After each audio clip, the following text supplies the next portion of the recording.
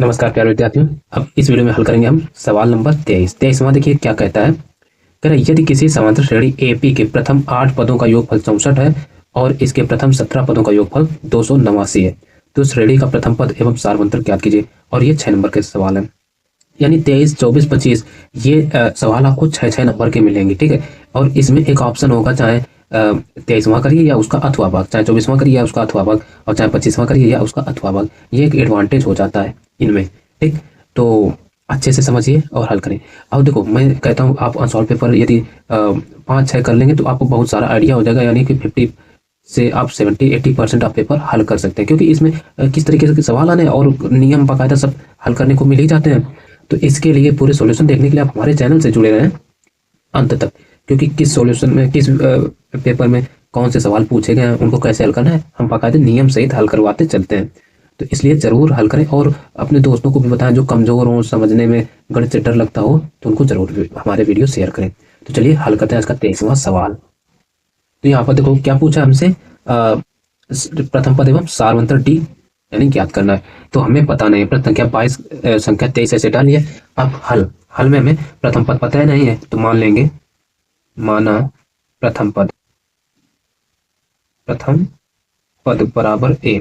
वह सारवंतर भी पूछा है तो सारवंतर को हम टी मान लेंगे, टी। ठीक, अब यहां पर एक चीज देखो, हमें क्या दिया, कहा है श्रेणी के प्रथम 8 पदों का योगफल 64 है, यानी प्रथम 8 पदों का योगफल 64 है। तो हमें मतलब इस 8 बराबर दे दिया 64 और इसके अलावा दे दिया है प्रथम 17 पदों का योग 289 है। हुआ इस 17 इज इक्वल टू 289। अच्छा, ये हमने क्यों लिखा, देखो इस मतलब होता है सम ऑफ 8 टर्म्स, ठीक है ना। मतलब 17 प्रथम 8 पदों का योग 64 हुआ, प्रथम 17 पदों का योगफल 289। इस क्यों लिखा, यानी अंग्रेजी में योगफल को कहते हैं सम। तो सम ऑफ 8 टर्म हो गया और ये सम ऑफ 17 टर्म हो गया, तो इसलिए ऐसे ऐसे लिख दिया। अब देखो यहाँ कुछ सूत्र होता है। अब हमें 2 चीजें दे दी गई, तो प्रथम एक सूत्र होता है ना, n पदों का योगफल, यानी n पदों का योग फल बराबर सूत्र होता है जिसको Sn लिख देते हैं, Sn। ठीक, बराबर n/2 into 2a plus n-1 into D. ये सूत्र होता है प्रथम n पदों का योगफल। ठीक, तो अब यहाँ S8 दिए हैं तो Sn की जगह S8 रखेंगे, तो S8 इज इक्वल टू क्या हो जाएगा, n के स्थान पर यहाँ क्या 8, तो 8/2 इंटू 2a प्लस n के स्थान पर 8 -1 इंटू डी पता नहीं है ना। अब 2 से इसको काट दो, 2 चौको 8। अब S8 का योग फल में दे रखे 64, तो यहाँ S8 के स्थान पर हम 64 रख देंगे, बराबर यहाँ 4 आ गया। अब ये 2a प्लस का 8 में 1 गया, बचा 7 इंटू डी।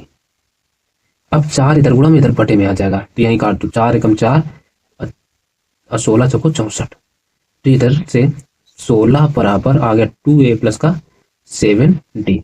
समीकरण 1 कर दो। अब इसी प्रकार से S17 भी पता है ना, S17 पता है तो वो भी लगा दो। S17 बराबर 17/2 इंटू 2a प्लस, क्योंकि n का मान क्या 17 है ना, तो 17/2 हो जाएगा, इसी फार्मूले में मान रख रहे हैं, प्लस n के स्थान पर क्या 17 -1 इंटू डी। तो अब देखो S17 का मान हमें 289 दे रखा है, 289 इज इक्वल टू 17/2 और इधर से 2a प्लस का 17 में 1 गया 16d।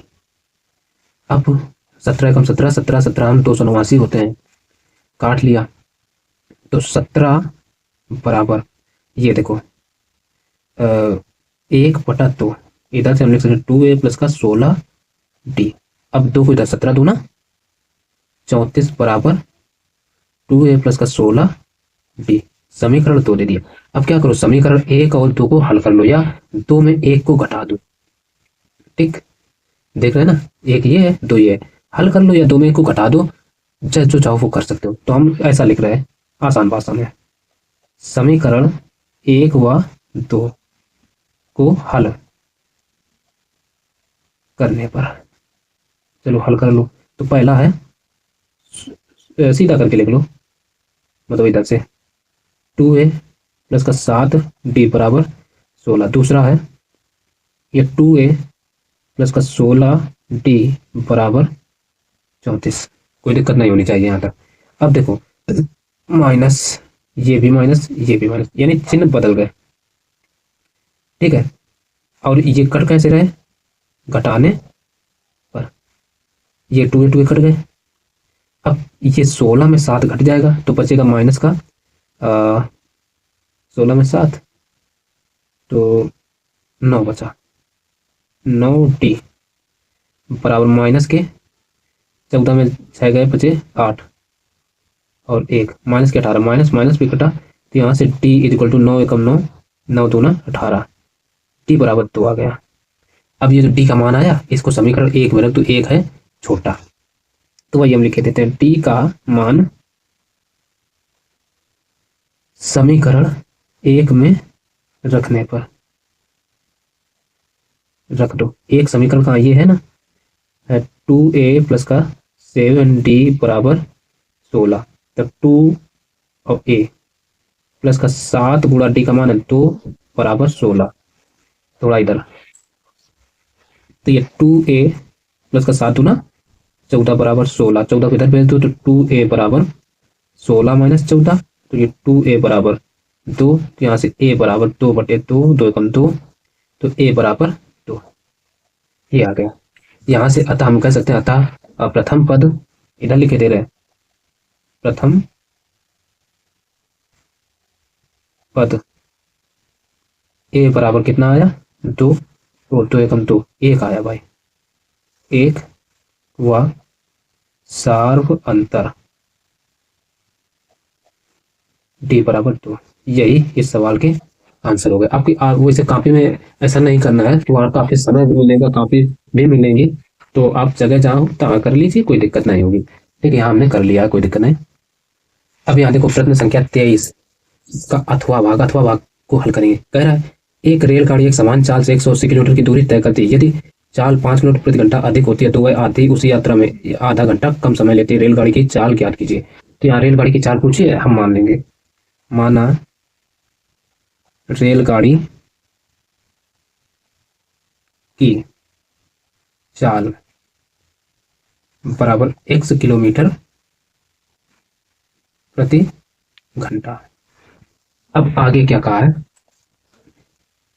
देखो, है ना, ये एक रेलगाड़ी समान चाल से 180 किलोमीटर दूरी तय करती है, तो दूरी भी दे दी, दूरी बराबर 180 किलोमीटर।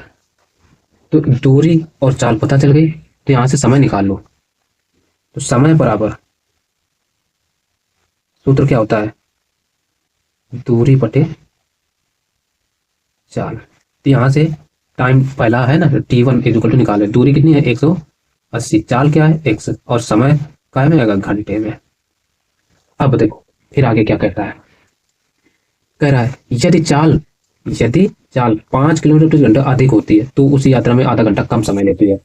अब चाल में 5 किलोमीटर प्रति घंटा की वृद्धि हो रही है, तो ये लिख लेंगे हम। तो जब भाई चाल में 5 किलोमीटर प्रति घंटा बढ़ जाएगी तो बढ़ी हुई चाल क्या हो जाएगी x प्लस 5 किलोमीटर प्रति घंटा, तब समय बराबर क्या होगा, तब समय बराबर, इसमें भी वही सूत्र, समय बराबर क्या होता है, दूरी बटे चाल। अब दूरी नहीं घटी बढ़ी है, तो अब टाइम t2 निकाले, दूरी तो 180 किलोमीटर है ना, 180 बटे चाल बढ़ी, यानी x प्लस का 5 घंटे। अब यहां हम कर लेंगे प्रश्नानुसार। अब सवाल को देखिए फिर से, प्रश्नानुसार। अब सवाल देखो यहां पर क्या कह रहा है, सवाल कह रहा है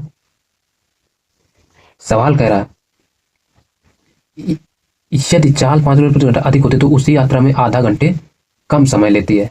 रेलगाड़ी की चाल ज्ञात कीजिए। अब देखो दोनों समयों को हम बराबर करा रहे हैं भाई, जब दोनों समय बराबर हो रहे हैं तो हमें ये बात एक कंफर्म हो जानी चाहिए कि कौन सा समय कम है कौन ज्यादा है। तो अब देखो T2 बराबर T1 हम पहले यहाँ करवाते हैं। T2 या T1 बराबर T। अब देखो T1 और T2 दोनों समय है। अब ध्यान दो, ये समय धीरे चल रहा है तो इसमें ज्यादा लगेगा, ये तेज है तो इसमें कम समय लगेगा। तो दोनों समय को बराबर कराना, या तो इसमें घटा दें या इसमें जोड़ दें। तो आधा घंटा का अंतर है तो एक आधा घंटा इधर जोड़ दे रहे हैं, ठीक है। अब T1 का मान कितना आया 180/x, और बराबर T2 आया 180/x प्लस का 5 और प्लस का आधा घंटा 1 घंटा। तो अब इसको इधर ले आओ, इसको इधर ला रहे तो ये आ जाएगा, दैट इम्प्लाइज 180/x।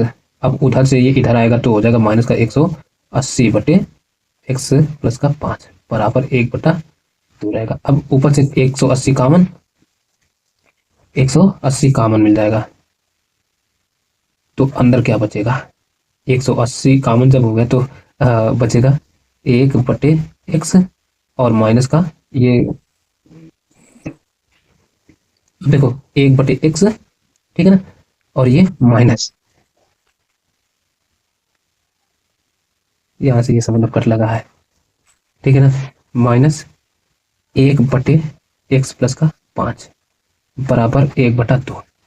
अब तिरक गुणा इसका इधर इसका इधर, तो 180 इंटू इसका इधर करा रहे हैं तो x प्लस का 5 माइनस का ये x और नीचे नीचे का यानी x इंटू एक्स प्लस का 5 बराबर 1/2 रहेगा। x से x कट गए। अब 18×5 = 90, दैट इम्प्लाइज इसको हम लिख सकते हैं 900। 18×5 = 90, 18 और 5 गुणा बटे नीचे नीचे यानी x² प्लस का 5x बराबर 1/2 आ गया। अब दूसरा पन्ना बदल लेते, देखो इतना आया था 900/x² प्लस 5x बराबर 1/2, तिरक गुणा इसका इधर, 9 दूना 18, 1800 बराबर x² प्लस का 5x। अब 1800 के कह रहा है कि ऐसे गुणनखंड करो कि उनको, अच्छा पहले समीकरण बनाओ बाद में देखेंगे, इसको इधर भेज दो, x² प्लस का 5x minus 1800 is equal to क्या, 0 आया। 1800 के ऐसे गुणनखंड करो कि उनको घटाया जाए तो 5 बचे। तो इसको हम पहली बार 2 से काट लें तो 2×9 = 18, 900, 2 से फिर कट जाएगा, ये 5 करके काट। इस तरीके से देखो हमने 5 से मतलब इसके गुणनखंड कर लिए, आवाज गुणनखंड। ठीक, अब इनको आवाज गुणनखंड करने के बाद इनको कुछ ऐसे जोड़ा बनाएं कि जैसे 3 त्रिका 9, ऐसे 3 त्रिका 9 पना 45, 3 त्रिका 9 पना 45, और इनको 2 दूना 4 दूना 8 पंचे 40, इनका जोड़ा अलग बन गया 8×40, ये हमारे गुणनखंड बन गया। तो इसको हम लिख सकते हैं x² प्लस का बड़ा गुणनखंड क्या बना 45, 45x माइनस के ये 40x माइनस के 18, सो इज इक्वल टू 0। अब इतने से x कॉमन तो अंदर बचेगा x प्लस का 45 और यहाँ से माइनस 40 कॉमन तो अंदर बचेगा x माइनस नहीं प्लस का 45 इज इक्वल टू 0। अब देखो ये ब्रैकेट सेम है, एक ब्रैकेट में लिख लो x प्लस का 45 और एक में ये x और ये माइनस का 40 इज इक्वल टू 0। अब कर लो यदि x प्लस 45, अब देखिए प्रश्न संख्या 24वां क्या कहता है, एक गोलाकार कांच के बर्तन की एक बेलन के आकार की गर्दन है जिसकी लंबाई 7 सेंटीमीटर तथा व्यास 2 सेंटीमीटर, जबकि गोलाकार भाग का व्यास 8.4 सेंटीमीटर है। ज्ञात कीजिए कि बर्तन में कितना पानी भरा जा सकता है।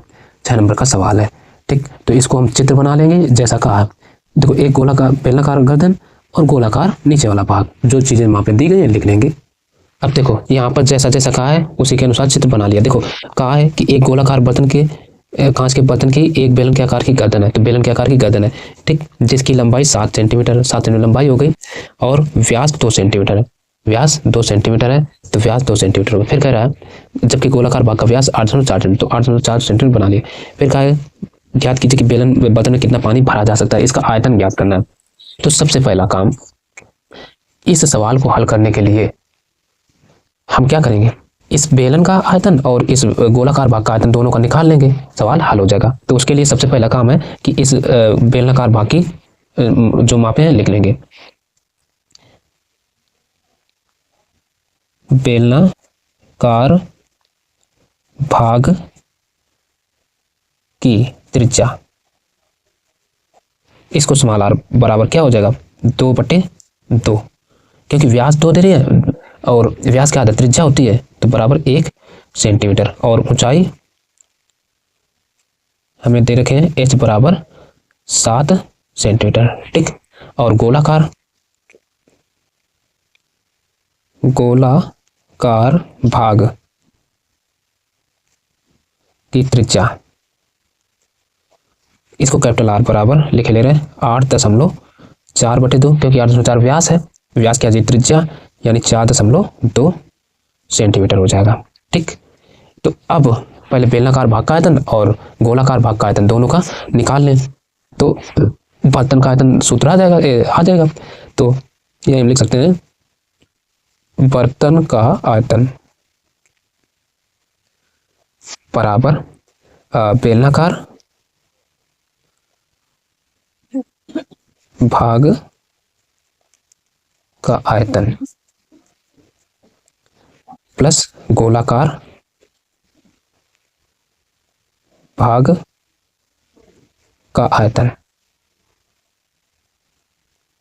ठीक, तो बेलनाकार भाग का बेलन का आयतन का सूत्र क्या होता है, पाई आर स्क्वायर एच, प्लस गोले का होता है 4/3 पाई आर ने कैपिटल आर क्यूब, ये होता है।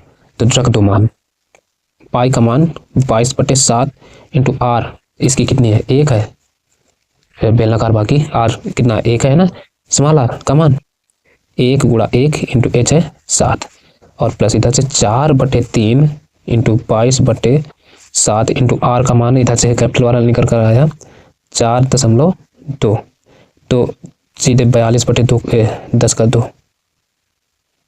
ठीक है ना, इंटू 42/10 इंटू फिर 42/10, क्योंकि दशमलव है ना तो दशमलव हटा करके हमने 10 नीचे रख दिया, ये आसान रहेगा। अब इधर 7 से ये 7 कटा, इधर 3 से 7 एकम 7, 7 छंग 42 है, और 3 एकम 3, 3 दूना 6, इतना कटा, और तो कुछ कटने वाला है नहीं, तो ये इधर आ गया 22 गुणा 1 गुणा 1, प्लस इधर बचा 4 दूना 8, ठीक, गुणा इधर से 42 गुणा 42 बटे नीचे 1 2 3 0, इनका हम गुणा कराएंगे तो कितना आएगा, और देखो ये गुणा में 22, ये तो छुट्टी जा रहे हैं 22, अब देखो 22 चौक 88, इधर से ये 22 प्लस 22 चौक 88 गुणा 42 कराएंगे तो ये आ जाएगा 1764, ठीक है ना, 1764 बटे में चल रहा है 1000। अब इनका फिर एक बार गुणा करा लो टोटल, तो ये आ जाएगा 22 प्लस इनका जब गुणा कराएंगे तो ये आ जाएगा 310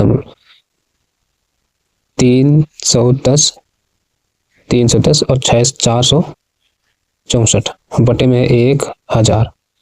अब 1000 है बटे में तो दशमलव लगा दो, तो ये 22 प्लस 310.464, तो 22 और इनको जोड़ दो तो ये आ जाएगा 332.464, और ये सेंटीमीटर क्यूब, इतना ही पानी भरा जाएगा, यही आंसर हो जाएगा इस सवाल का। ठीक है, ये पूरा सवाल आप देख सकते हैं। ये चलिए फिर अगला नंबर देखेंगे।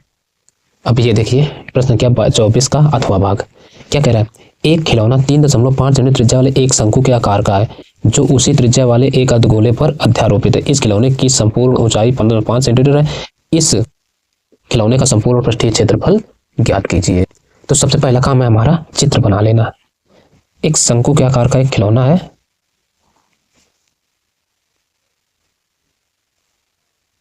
तो इस तरीके से ये देखो चित्र बना लिया, और ये एक अर्धगोला पर अध्यारोपित है तो अर्धगोला भी बना लिया। ठीक, अब कहा है 3.5 सेंटीमीटर त्रिज्या वाले, ये इतनी माप दे दी 3.5, तो 3.5 ये भी हो जाएगी। ठीक, फिर कह रहा है जो उसी त्रिज्या वाले एक अर्धगोले पर अध्यारोपित, इस खिलौने की संपूर्ण ऊंचाई 15.5 सेंटीमीटर है, यानी 3.5 इधर की भी ऊंचाई हो जाएगी, ये यहाँ से यहाँ तक की, तो ये कितनी रहेगी, ये 12 रहेगी, ये इतनी। ठीक, इस खिलौने का संपूर्ण पृष्ठीय क्षेत्रफल ज्ञात कीजिए। संपूर्ण पृष्ठीय क्षेत्रफल ज्ञात करना है, तो सबसे पहला काम है शंकु की त्रिज्या बराबर गोले की त्रिज्या, तो यही तो होगा। शंकु की त्रिज्या बराबर अर्धगोले की त्रिज्या, अर्धगोले की त्रिज्या स्मॉल आर बराबर कितनी 3.5 सेंटीमीटर, इतने तो हो जाएगी। अच्छा, अब आगे शंकु की ऊंचाई, शंकु की ऊंचाई ये क्या है h 12 सेंटीमीटर, इतने तो दे रखे हैं। अब चूंकि हमें इसका पृष्ठीय क्षेत्रफल ज्ञात करना, तो एल की जरूरत पड़ेगी, तो एल निकाल लो। एल शंकु की त्रिज्या ऊंचाई एल बराबर क्या होता है H square plus R square होता है। तो एच है 12 प्लस आर है 3.5, तो दोनों का होल स्क्वायर और वो भी अंडर रूट के भीतर। तो 12 का वर्ग होता है 144 प्लस 35 का होता है 1225, 2 अंक पर दशमलव लग जाएगा। इन सबको ऐड कर दो तो ये आ जाएगा 156.25। अब इसका वर्गमूल लेंगे तो ये आ जाएगा 12.5, यानी एल का मान आ गया 12.5। ठीक, तो खिलौने का संपूर्ण पृष्ठ निकाल लेंगे। खिलौने का संपूर्ण पृष्ठ, संपूर्ण पृष्ठ बराबर क्या हो जाएगा शंकु का संपूर्ण पृष्ठ, शंकु का पृष्ठ, पृष्ठ का मतलब होता है क्षेत्रफल प्लस अर्धगोले का, गोले का पृष्ठ। ठीक है ना, पृष्ठीय क्षेत्रफल वो चल रहा है। तो शंकु का क्षेत्रफल का सूत्र होता है पाई आर एल प्लस इसका होता है 2 पाई आर स्क्वायर। क्योंकि त्रिज्या दोनों की समान है तो सेम रहेगा। ठीक, अब रख दो मान, पाई का मान 22/7 इंटू आर, आर है 3.5, तो 3.5 को हम लिखना चाहें तो बटे 10 करके लिख लो, यानी 35/10 गुणा एल है 12.5, तो इसको एज इट इज बनाए रखो 12.5 प्लस 2 इंटू पाई का मान इधर भी रख दो 22/7 इंटू आर, आर का मान 3.5 है ना, तो 35/10 गुणा 35/10 कर लो। अब देखो 7 × 7 7 × 35 कटे। अब इस 5 से 5 × 5 5, इस 2 से इसको काट दो, तो इधर कितना बचा, इधर बचा 11 गुणा ये 12.5, यही तो बचा ना 12.5 प्लस इधर कुछ कटेगा 7 से, 7 × 7 7 × 35, 5 × 5 5 दूना 10, 2 से इसको काट लो। ठीक, अब इधर बचे इस 5 से इसको भी काट लो, 5 7 35, 5 दूना 10, 2 1 से इसको 11, तो 11 7 77। अब इनका आपस में गुणा कराएंगे तो ये आ जाएगा 137.5 प्लस 77, ऐड कर दो तो ये आ जाएगा 214.5, और ये पृष्ठीय क्षेत्रफल निकाल है तो सेंटीमीटर स्क्वायर, ये वो आंसर आ जाएगा, ये इसका आंसर होगा। आशा है ये भी सवाल आपको समझ में आया होगा। अगला नंबर देख लेते हैं। अब देखिए 25वां सवाल यहाँ पर क्या कहता है, एक बहुमंजिले भवन के शिखर से देखने पर 10 मीटर ऊंचे भवन के शिखर और तल के अवनमन कोण क्रमशः 30 अंश और 45 अंश, बहुमंजिले भवन की ऊंचाई ज्ञात कीजिए। 6 नंबर का सवाल है। तो ये बहुत ही आसान सवाल दे दिया। सबसे मेन काम है चित्र बनाना। कहा है एक 10 मीटर ऊंचे, तो एक हम ये बहुमंजिला भवन बना लेते हैं। एक ये 10 मीटर ऊंचा, इसकी ऊंचाई 10 मीटर, तो 10 ये इधर से इधर की भी हो जाएगी। ठीक, अब कहा है अवनमन कोण, मतलब यहां से वो नीचे देख रहा है पहले ऐसे, और यहां भी देख रहा है ऐसे। ठीक, तो अवनमन कोण जब बनता है ना, तो एक हम सीधे आभासी रेखा मान लेते हैं जिससे एकांतर कोण प्रतीत होते हैं। ठीक, सीधे। तो जब वो यहाँ से यहाँ देख रहा है, ये देखो यह कह दिया ना, अवनमन कोण क्रमशः यानी भवन के शिखर और तल के अवनमन कोण क्रमशः 30 अंश और 45 अंश है। जब शिखर को देख रहा है तो यहाँ ये कोण बन रहा है 30 अंश का, और जब इसको तल को देख रहा है तो ये कोण बन रहा है 45 अंश का। ठीक, तो 30 का ये भी हो जाएगा और 45 का ये भी हो जाएगा। ये अवनमन कोण हो गया। अब का है भवन की बहुमंजिले भवन की ऊंचाई ज्ञात कीजिए, तो इतनी हम h मान लेते हैं। ठीक, ये पता नहीं है, इसको x मान लेते हैं, तो x ये भी रहेगी। ठीक है, बस अब बचा नामकरण करने को, कर दो इसको a, इसको b, इसको c, इसको हमने d दिया और इसको e दे दिया। अब हमें दो त्रिभुज मिल गए, तो दोनों त्रिभुज लिए लेते हैं। पहले ए डी ई त्रिभुज लिए लेते हैं, या ए बी सी ले लो जो मन हो, तो हम ले लेते हैं त्रिभुज ए डी ई में। ए डी ई में क्या करते हैं, ए डी ई में देखिए हमें लंब पता है और आधार पता है, तो tan थीटा लग जाएगा। तो tan थीटा बराबर सूत्र क्या होता है, लंब बटे आधार। तो tan थीटा का मान कितना है 30, बराबर लंब क्या है h, आधार क्या है x। tan 30 का मान होता है 1/√3 बराबर h बटे x। तो यहाँ से x की वैल्यू आ जाएगी √3h। समीकरण 1 दे दिया। अब पूरा त्रिभुज ले रहे ए बी सी में, त्रिभुज ए बी सी में। अब देखो ए बी सी में भी देखो हमें लंब का मान पता है, आधार का पता है, तो लंब और आधार अनुपात होता है tan में, तो tan थीटा ही लगा देंगे। तो tan थीटा बराबर सूत्र वही लंब बटे आधार। तो tan थीटा की जगह कितना है 45, तो tan 45 बराबर लंब कितना है। अब h प्लस 10 पूरा हो जाएगा, h प्लस का 10 अपान आधार में x ही रहेगा। tan 45 का मान होता है 1 बराबर h प्लस का 10 अपान x। तो x का इधर गुणा करा दो, तो यहाँ से x बराबर आ जाएगा h प्लस का 10। ठीक है ना, इसको समीकरण 2 दे दो। अब देखो समीकरण 1 से x का मान समीकरण 2 में रखने पर, या समीकरण 1 व 2 से ऐसा कर लो, समीकरण 1 व 2 दोनों बराबर है ना, x के ही बराबर है, तो आपस में ये दोनों पक्ष बराबर हो जाएंगे। ऐसा भी लिख सकते हो, समीकरण 1 व 2 से ये हो जाएगा √3h बराबर h प्लस का 10h को इधर ले आओ, तो √3h माइनस का h बराबर इधर रहेगा 10, h कॉमन ले लो, तो √3 माइनस 1 बराबर 10।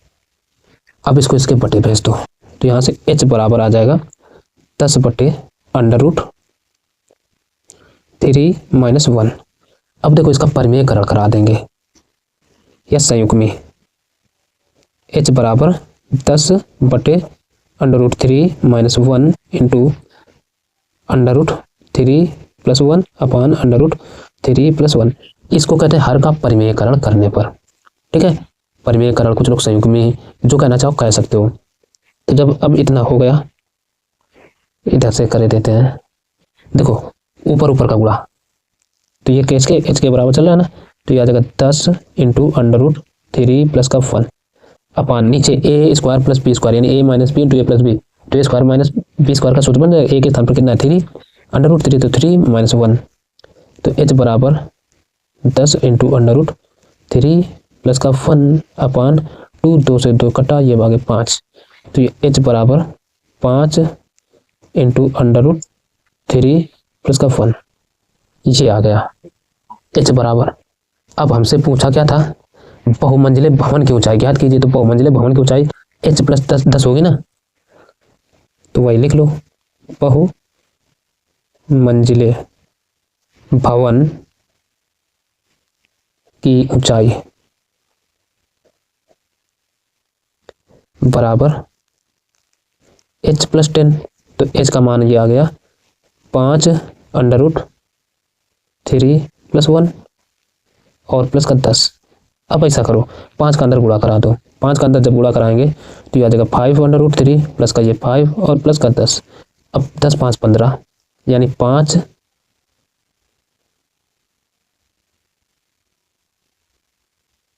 चलो ये 5 √3 प्लस का 15 आ गया।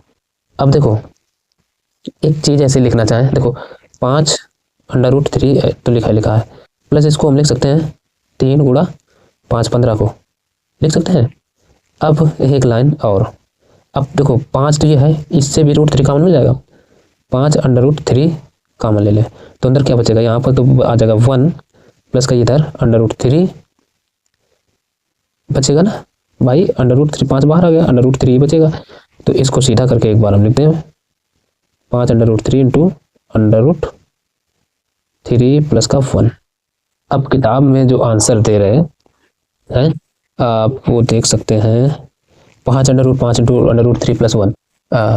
ये देखिए, ये जो कि थोड़ा सा मिस प्रिंट है, यहाँ पर √3 होना चाहिए 5 की जगह, ठीक है। तो ये आंसर जो हमारा है यही आंसर सही है।